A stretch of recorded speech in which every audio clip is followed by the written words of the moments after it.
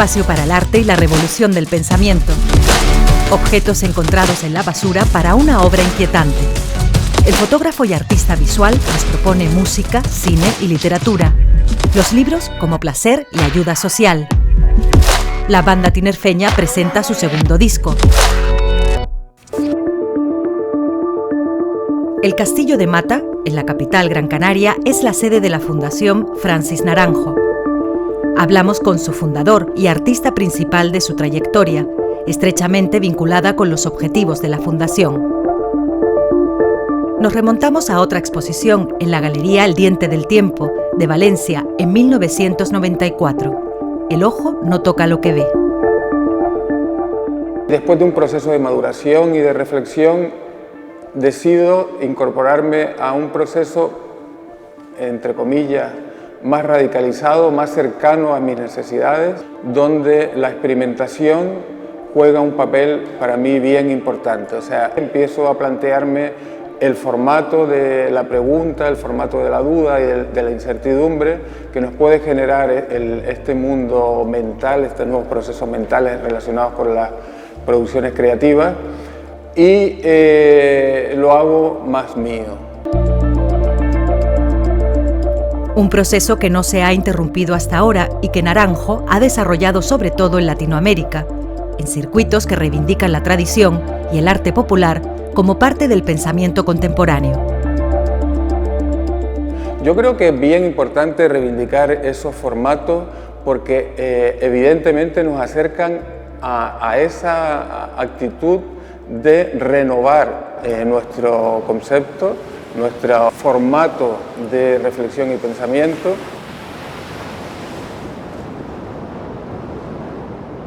Me parece que son mucho más enriquecedores a la vez que también se radicalizan en cuanto a ciertas exigencias para estas puestas en escena. Entendemos que nosotros en Canarias, aparte de ser un territorio con unas sinergias concretas muy relacionadas a los procesos periféricos, tenemos en común con Latinoamérica muchos procesos relacionados con lo social y con lo cultural.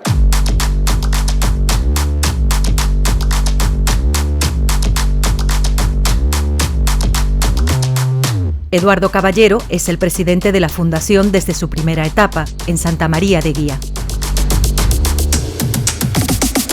Compartimos muchas cosas con esa parte del mundo y creo que también es una parte del mundo muy enriquecedora porque reivindican esas cosas que en Europa, sobre todo, ¿no?, en la cultura occidental, tratan de homogeneizarnos, ¿no? Ahora mismo en Latinoamérica lo que se intenta es romper con esa homogeneización que el sistema, el capitalismo, la globalización intenta constantemente, ¿no?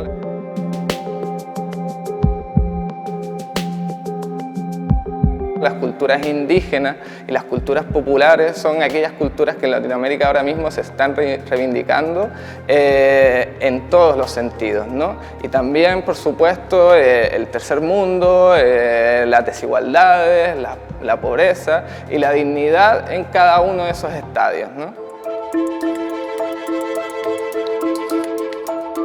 Cada vez que inauguramos 3 bloques. Inauguramos 3 exposiciones. Eso implica una relación previa con los artistas, con el formato conceptual que vamos a trabajar, en las colectivas, pues cómo se va a generar el diálogo, cómo van a convivir y van a compartir espacios, y la escenografía. Una de las exposiciones actuales es Palabra Expandida, colectiva en la que algunas de las obras parten de la idea de arte conceptual de los 60, un formato que rompe con lo establecido hasta entonces y donde la obra de arte deja de ser objeto de contemplación para convertirse en objeto de especulación intelectual. Entonces, una vez que te adentras en ese nuevo formato, los procesos empiezan a deteriorar esa idea inicial y a la vez también ese deterioro implica acercarnos a un grado de libertad mayor para poder, con esas premisas iniciales, acercarnos al formato expandido. Los artistas paraguayos que actualmente residen en Islandia, Tessa Rivarola y Juanjo Ibaldi, son los autores de Mirada extraviada. Fotografía y poesía que propone reflexionar sobre la descomposición y destrucción de lo bello del planeta.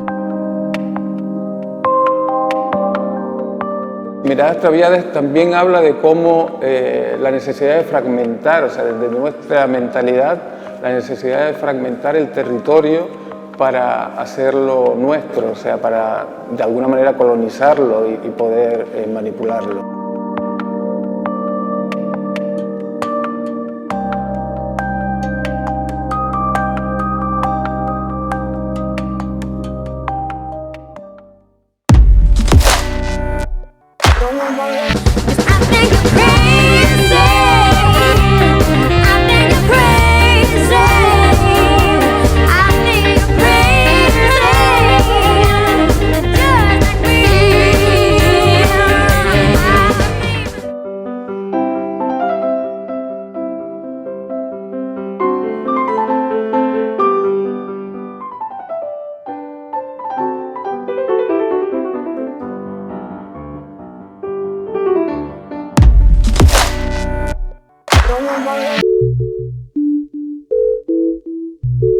Por eso siempre hay una luz tintineando en mi ventana. Es la muestra que completa el trío expositivo de la Fundación Francis Naranjo. Visitamos a Carlos Rivero en su estudio en La Laguna. Este título de la exposición se lo puse por un pequeño texto que yo había escrito previo a la exposición. Y la verdad es que dio pie a que me parecía que era interesante porque hablaba de mi infancia, de mi pueblo, Valle de Guerra, y en los años 60, finales de los 60, no había luz en la calle, había oscuridad, muchas veces la luz eléctrica se iba, nos alumbrábamos con velas. Ese elemento de una vela tintineando en una noche en la que podías estar enfermo, creo que era también un sitio en el que yo imaginaba cosas desde esa luz, ese territorio, que me parece que, bueno, que de algún modo están presentes en esta exposición.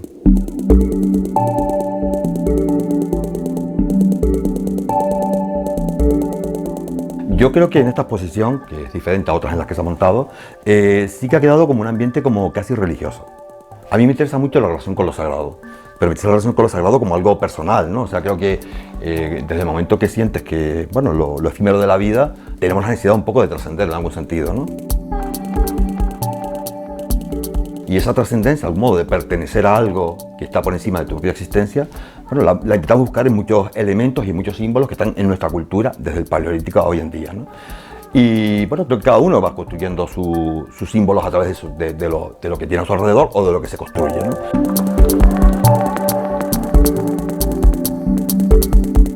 Los elementos religiosos son lo que me encuentro aquí en las iglesias de La Laguna, las iglesias estupendas de la Concepción, las Claras. Bueno, para mí son símbolos que me parece que representan ideas de lo sagrado, de lo cristiano, muy interesantes, de las que yo también me apropio, quizás para llevarlas a otro terreno, ¿no? Despojar las figuras, llevarlas a un elemento como más desnudo. Pero sí es verdad que todo ese elemento de lo sagrado que veo en las iglesias me parece un factor que para mí es importante a la hora de trabajar, y en esta posición yo creo que da un poco esa impresión y me alegro.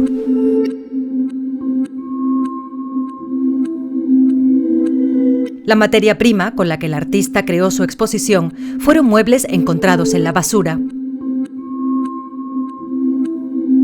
Desde esos muebles que estaban en la basura, imaginé cuerpos que los podían habitar. Y bueno, creo que la idea parte un poco por ahí, y lo que puede parecer así como tosco, yo creo que me parece como que es como también dignificar a veces todas esas cosas que ya despreciamos, que no nos parecen interesantes, que no nos parecen que formen parte ni siquiera de un relato que tengamos que guardar porque es un mueble que restaurar y nos parece bonito. No, es un mueble que es una basura. Y creo que ese sitio, que es una basura, me parece que es un lugar interesante sobre el que hablar, porque muchas veces hablamos sobre demasiada luz, sobre la luz, sobre lo que resplandece, que también es un sitio maravilloso, pero creo que en la basura también hay luz, en los sitios de desprecio también hay luz, y en los sitios en los que creo que la luz se encuentra a cualquier lado si sabes mirarla. Una obra que suele provocar al espectador cierto desasosiego y desconcierto. Yo creo que cuando uno hace una exposición, cuando uno muestra algo en público, se expone ya desde ese momento a que cualquiera lo interprete, lo acepte, lo rechace, se relacione con él como quiera. Yo sé lo que puedo ofrecer, que es un sitio también incómodo. Yo soy consciente de lo que a veces ofrezco, sin tampoco ser esa persona especialmente desagradable en lo que enseña, pero sí que muestro cosas que pueden provocar cierta incomodidad ante quien la recibe, ¿no? Y bueno, yo sé que estoy ahí, y lo demás ya es un problema de los demás.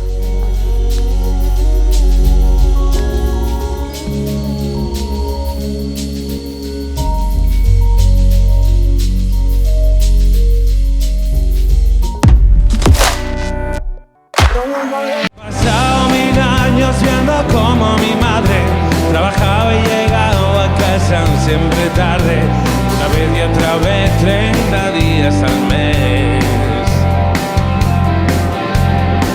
Cada noche. Me dijo, papá, ¿tú crees en Dios? No quiero rehuir como padre ese tema. Al contrario, me parece un tema guay para hablar entre un padre y hijo, pero nunca me imaginé que eso surgiera en esa situación. ¿Sabes? Yo me imaginé, pues quizás él y yo, fumando una pipa con una chimenea.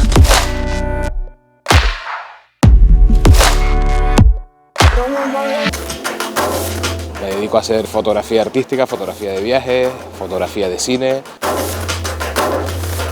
Estas fotografías, tomadas durante el confinamiento, forman parte de su última exposición, en el primer encuentro de arte actual de Las Palmas de Gran Canaria. Estas otras corresponden a la serie publicada durante el pasado año en la prensa local. Y estas son sus recomendaciones. Maravilloso texto sobre las distintas formas de depositar la mirada, no solo en el arte, sino en las cosas cotidianas, y escrito maravillosamente por un tipo que adoro y que admiro profundamente, no solo en su escritura de novelas, sino también de ensayos y de crítica artística. Así que esa es mi primera recomendación, Mirar, de John Berger. Un libro que tiene mucho que ver con lo que hemos pasado en el último año, se llama Tokyo Nobody, y es un libro de un fotógrafo de Tokio que se llama Masakata Nakano, que durante 10 años se pegó haciendo fotografías de las calles de esa metrópoli, súper difícil de conseguir, sin nadie de gente, pues vacía. Esos lugares de absoluta nadedad, y que a día de hoy los leemos como algo muy normal, ¿no? Porque es lo que finalmente hemos estado haciendo todos los fotógrafos del mundo.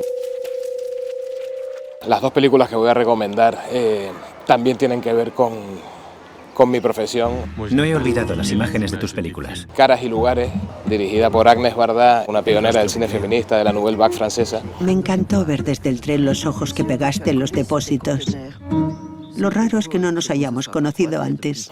Acompañado por un tipo que es un excelente fotógrafo, un tipo que hace instalaciones mayúsculas de fotografía en espacios industriales, urbanos, rurales. Lo gracioso es que haremos una película juntos. Sí, ese es el punto de partida. ¿Pero qué vamos a hacer? Vamos a crear imágenes juntos, pero de forma diferente. Y te llevan de la mano en una película deliciosa en el que van reconquistando los lugares que en algún momento, por los que algún momento pasó la directora Agnès Varda. La segunda película que voy a recomendar es Blow Up de Antonioni. La vida de un fotógrafo de moda en el Londres de los años 60 que al hacer unas fotografías y luego llevarlas a su laboratorio y revelarlas descubre un misterio que le inquieta y ve algo que no había visto cuando sacó la foto, y en su investigación pues tiene una suerte de viaje muy metafísico, muy lisérgico y muy fantástico. Y es una historia, a mí me entretiene, es divertida, es entrañable, es misteriosa, y bueno, y tiene esas dos cosas que a mí me gustan mucho, que es la fantasía, la fábula y Julio Cortázar. Hay un disco de jazz que me gusta mucho, se llama Jazzuela, que es un compilado que tiene que ver con el jazz que aparece en la novela de Rayuela, de Julio Cortázar. Hay grandes genios del jazz ahí y hay muchas historias que se cuentan dentro de cada corte de ese disco, y quizás quien haya leído la novela también es capaz de ubicarlas, ¿no?, en el contexto de la misma.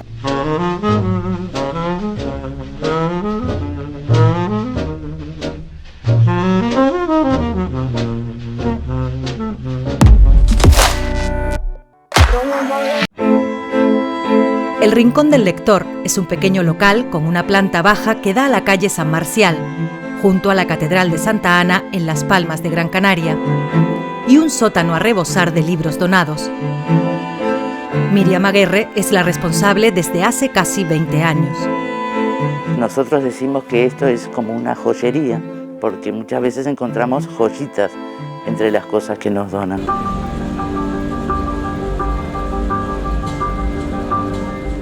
Dependemos de las donaciones y por eso aquí podemos encontrar todo tipo de libros, infantil, juvenil, novelas, modernas, antiguas. Se encuentran muchos libros que están descatalogados justamente por eso. Los precios de los libros son muy económicos, van desde 1 euro hasta, tenemos un libro antiguo de 1600 que sale 1000 euros. Son excepciones. La mayor parte de los títulos tienen un precio de entre 2 y 5 euros. Los beneficios obtenidos son destinados a las necesidades de las 120 personas a las que atiende la obra social de acogida y desarrollo. Al comprar un libro estás ayudando que ellos puedan tener un hogar y se sientan más protegidos porque son personas muy indefensas, que no tienen dónde vivir, ni tienen para comer, y han tenido muchísimos problemas, y bueno, y ahí encontraron un hogar, digamos. Y con todo lo que se saca de la venta de los libros y de los demás rastros, es para la comida y para todas las cosas que ellos necesitan. Donantes y lectores que pasan el testigo a las siguientes generaciones. Tenemos muchos clientes que hace mucho tiempo que vienen por aquí y asimismo viene mucha juventud y vienen las personas mayores buscando cosas que le traen recuerdo y que no consiguen en otras librerías, porque como están descatalogados la mayoría de los libros, y juventud que antes venía con sus abuelas a buscarle libros de cuentos y ahora ellos vienen y a su vez vienen con sus hijos.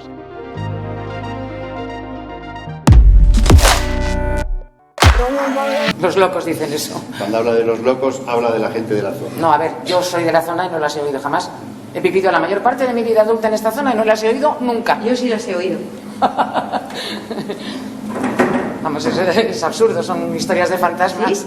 Lo mataron en Granada una tarde de verano y todo el cielo gitano recibió la puñalada. Sangre en verso derramada.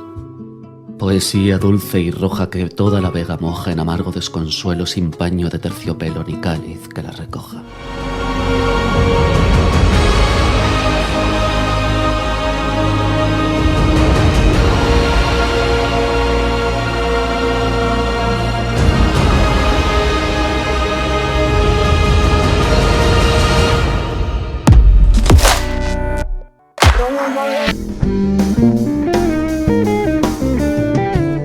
La banda de jazz fusión, A Few Colors, lanza su segundo trabajo, Sound Illusion, grabado en los estudios Arena Digital, con el que afianza su trayectoria.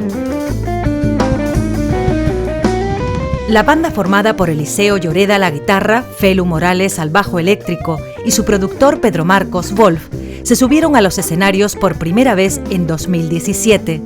Desde entonces, ha conseguido abrirse camino en el complicado mundo del jazz. Siempre el jazz, digamos que está ahí en una parte distinta, ¿no? Y ya de cara sobre todo a los programadores es como algo que es muy distinto a la música comercial, ¿no? El pop, rock y todo esto entra dentro de un global, pero el jazz siempre está ahí como apartadito. En 2019 lanzan su primer disco, Hostile Environment, con el que giran por las islas, Europa y los Estados Unidos. Lo de Miami fue alucinante, fue una experiencia genial. Aparte ya de entrada la musicalidad que hay allí a nivel latino, a nivel jazz, a nivel todo. Tocamos en El Gato Negro y por allí pasaron Chucho Valdés, Arturo Sandoval, habían pasado, o sea, un escenario con mucha solera y fue muy enriquecedor.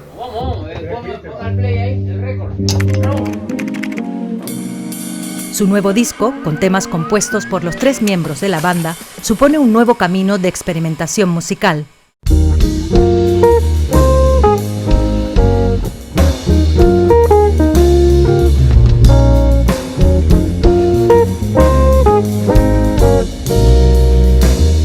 El primer disco, Los Hostile Environment, fue un disco muy cordial, donde todos hacíamos las cosas bien, todo creo que era demasiado perfecto, todo ok, ¿no? Era una mezcla más de new jazz. Y ahora nos hemos metido en un papel mucho más importante, pues Felu Morales, que es nuestro bajista, y yo como la parte que me toca de batería, una parte interesante de jazz fusión y metiendo mucho más la mezcla del jazz rock, ¿no?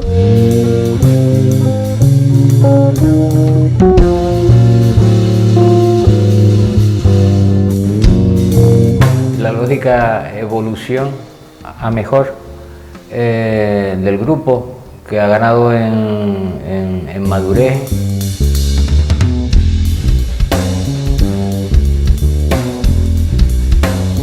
Hemos tirado un poco por la complejidad rítmica, usando bastantes compases de amalgama y que llevan ya una dificultad añadida.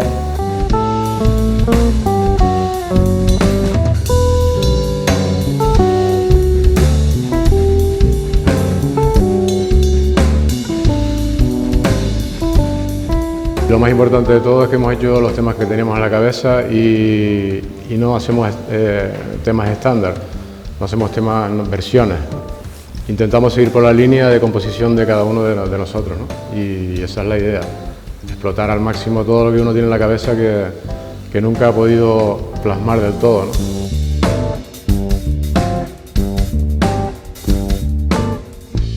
Una frescura brutal a toda la teoría que habíamos implementado al principio, ¿no? Esto es mucho más fresco, todo mucho más con un punch y vas ahí bailando, ¿no? A mí me da ganas de, yo escuchándolo ahora pronto así, me dan ganas hasta de bailarlo. Y eso que es técnico todo, pero sí.